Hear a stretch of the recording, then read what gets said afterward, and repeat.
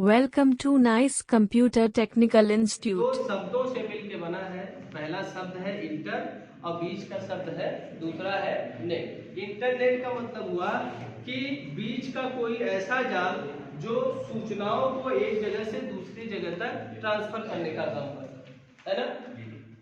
ये आपका बीच का जाल हो गया जो इंटरनेट कनेक्शन होता है। और यहाँ पे यूजर बैठा हुआ है जो कहीं भी डाटा दूसरे के पास अगर भेजता है तो किसकी हेल्प से, वो इंटरनेट की हेल्प से। आप कोई भी डाटा अपने कंप्यूटर में जो भी चीजें आप टाइप करते हैं, कोई मेल है, कोई रिज्यूम है, कोई फोल्डर है, कोई फाइल है, और उस फाइल को अगर आप किसी के पास भेजना चाह रहे हैं तो कितने तरीके होते हैं? 3 तरीकों से भेज सकते हैं। सबसे पहला क्या है, या तो आप रिमूवल स्टोरेज डिवाइस का यूज करिए, जैसे पेन ड्राइव हुआ, उससे आपने डाटा कॉपी किया, फिर आप वहां ले जाएंगे, फिर उनके कंप्यूटर पे लगाएंगे, फिर वहां से डाटा लेंगे, तो प्रोसीजर बहुत लंबा होगा। ये काम कितने, अगर 10 किलोमीटर का रेंज है तो शायद आप कर सकते हैं, लेकिन वही डाटा भेजने के लिए कम से कम 1 घंटे का समय आपका नुकसान है।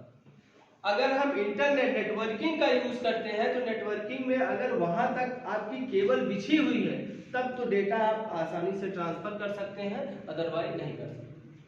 तो एक जगह से दूसरे जगह तक हमें डेटा जो ट्रांसफर करना होता है तो अभी हम किसका यूज करते हैं, इंटरनेट का यूज करते हैं। कि कोई भी फाइल हम यहाँ बनाते हैं और हमारे सिस्टम जो है वो इंटरनेट से अगर कनेक्ट है, फाइल को हमने बनाया, अपलोड किया और सेंड कर दिया, वो 30 सेकेंड के अंदर जो दूसरा यूजर है उसके पास वो पहुंच जाएगा। इंटरनेट में कोई भी डेटा डेस्टिनेशन तक पहुंचने के लिए 30 सेकेंड का टाइम लगता है। 30 सेकेंड किसके लिए, क्योंकि इस इंटरनेट जोन में जो राउटर का काम होता है, जो रूट को निर्धारित करता है। राउटर मीन्स क्या, कि जैसे ये 4 रास्ते हैं, एक रास्ता इधर आ रहा है, एक इधर है, एक इधर है, एक इधर है, 4 रास्ते हो गए। हमने यहाँ से कोई फाइल भेज दी कि भाई इसको दिनेश को मिलना है। अभी जब ये आएगा कहाँ पे, ये इंटरनेट जोन हो गया, जो ये बीच का जाल है ये इंटरनेट का जाल है, ठीक है। अब इंटरनेट के जाल में कैसे उसको पता चलेगा कि जो ये डाटा है वो दिनेश के पास ही जाना है और दिनेश किस रूट पे है ना।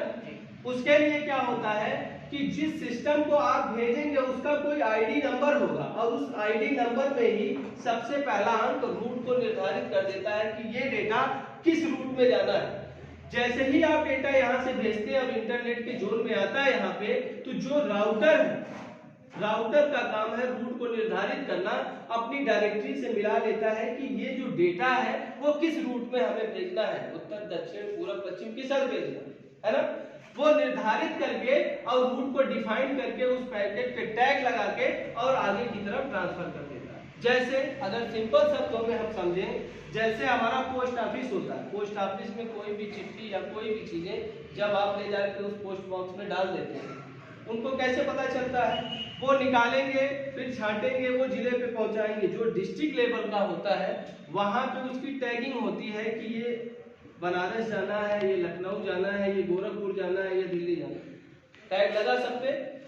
वहां से टैग लग के कहाँ जाएगा, लखनऊ राजधानी पे। अब राजधानी से टैग लगेगा, अब यहाँ से भी स्टेट लेवल पे इसको किस स्टेट में भेजना है, केरल भेजना है, मुंबई भेजना है, देहरादून, कहाँ भेजना है ना। यहाँ पे टैग लगता है और उसी हिसाब से वो पैकेट छट के देहरादून की तरफ, मुंबई की तरफ, दिल्ली की तरफ, सब तरफ वहां से निर्धारित हो जाती है। तो यहाँ पे एक चीज देख रहे क्या निर्धारित हो रहा है, रूट का निर्धारण हो रहा है, यानी सारे पैकेटों को हटा करके और कौन से पैकेट का बंडल कहाँ के लिए बनाना है वो सब पैकेट पे टैग लगाया जा रहा है, उसके बाद ही वो पैकेट वहां से ट्रांसफर होगा। यही काम आपका होता है इंटरनेट जोन में। और इंटरनेट जोन से हमें कोई भी फाइल डेस्टिनेशन तक भेजने के लिए 30 सेकेंड का टाइम लगाता है। और ये 30 सेकेंड इस वजह से लगता है क्योंकि उसी रूट को निर्धारित करने के लिए, ठीक है, बात आ रही समझ में। अब यहाँ पे जो इंटरनेट में आप देखेंगे तो इंटरनेट में तमाम चीजें होती हैं, इसके कंपोनेंट होते हैं, कुछ डिवाइसेज होते हैं, कुछ वायर होते हैं, कुछ टेक्नोलॉजी होती है कि डेटा को किस रूप से, अभी तो हमने आपको सिर्फ एक लाइन में कह दिया है ना, लेकिन यही पैकेट यहाँ से भेज के यहाँ तक भेजने के लिए इसमें मल्टीपर्पज करना पड़ता है। उसमें डिवाइस यूज होंगे, प्रोटोकॉल्स यूज होंगे, आईपी एड्रेस यूज होंगे, है ना, तमाम चीजें यूज होंगी।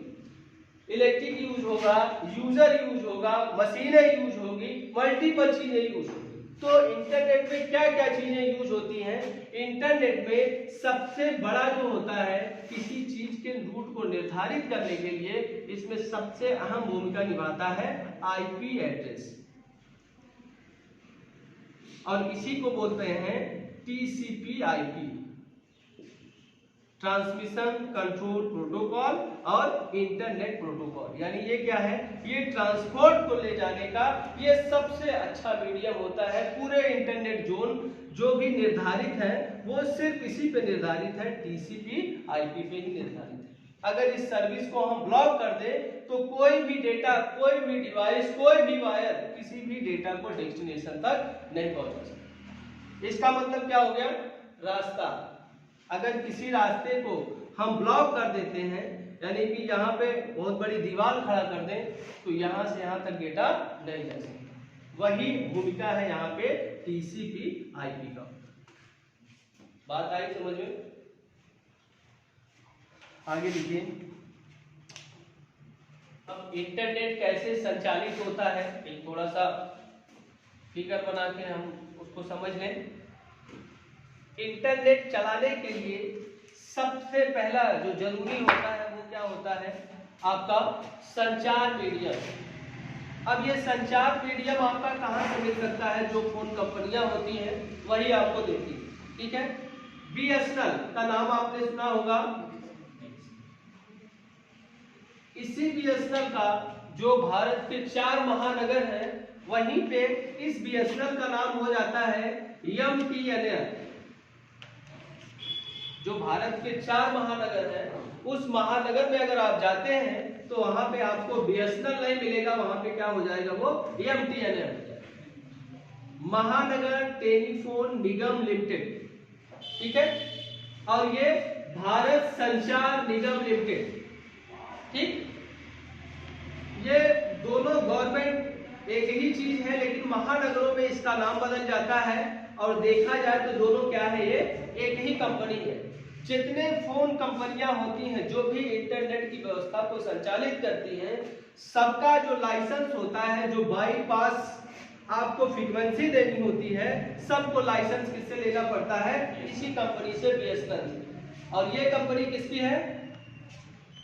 बीएसएनएल कंपनी किसकी है? हाँ, ये जो बीएसएनएल कंपनी है ये भारत संचार कंपनी है। अब भारत सरकार से आपने पीछे सुना होगा, स्पेक्ट्रम की बात आई थी 5 साल पहले, आपने देखा होगा कि बहुत इस पे विवाद हुआ था। स्पेक्ट्रम हुआ था ना, 2G 3G 4G होता है ना। ये लाइसेंस किससे परचेज करते हैं? इसी बीएसएनएल से खरीदा जाता है। अभी बीएसएनएल क्या करता है? ये जो इसकी सैटेलाइट है, जो भारत सरकार की सैटेलाइट है, उसी सैटेलाइट के माध्यम से दूर संचार ये व्यवस्थाओं को संचालित किया जाता है। कोई भी कंपनी हो, चाहे एयरटेल हो, जियो हो, कोई भी हो, किसी का खुद का सैटेलाइट नहीं है, वो किसका है? वो बाईपास जाएगा तो बीएसएनएल के ही थ्रू जाएगा, कनेक्शन उसी से ही लेना है। आज के अगर आप 15 साल पहले की बात कर लें, अगर आपको याद होगा, किसी ने देखा होगा, तो आप देखते थे कि धनगटा में एक टेलीफोन लगा हुआ था, तो क्या करते थे? अगर कोई आया कि हमें बंबई किसी से बात करनी है, तो क्या करते थे?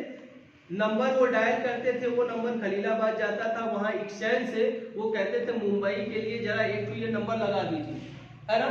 जब वो नंबर वहां से लगाते थे, वो मुंबई कनेक्ट होता था, और जो भी यूजर है जब वो उठाता था तो ये कहते थे कि 1 मिनट होल्ड करिए, आपकी लाइन को हम ट्रांसफर कर रहे हैं, आपके घर वाले कोई आपसे बात करना चाहते हैं। अभी क्या व्यवस्था है कि आप कोई भी नंबर जब डायल करते हैं तो डायरेक्ट वो उसी के पास लग जाता है, बीच में कोई कॉन्फ्रेंसिंग करने के लिए नहीं होता, है ना। लेकिन पहले क्या होता था?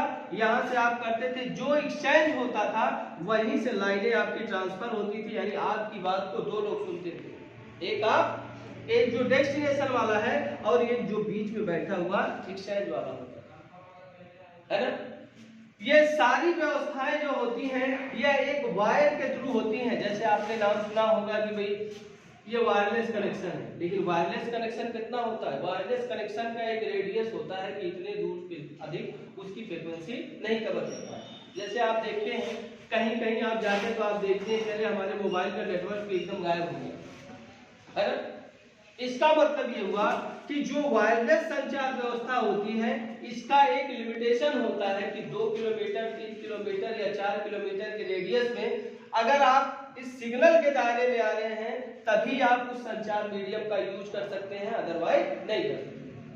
ये पूरा संचार मीडियम जो होता है एक केबल के थ्रू होता है, यानी सब कनेक्शन जो होता है वो केबल के थ्रू होता है और जो केबल इसमें यूज होती है उस केबल का नाम होता है कैट 5 और फाइबर ऑप्टिकल केबल। जो अभी आपने जल्दी देखा होगा एक फाइबर ऑप्टिकल केबल बिछ रही है ना, ये केबल फाइबर ऑप्टिकल होती है।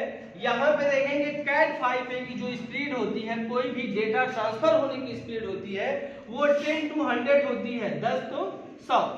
लेकिन फाइबर ऑप्टिकल केबल में ये 100 to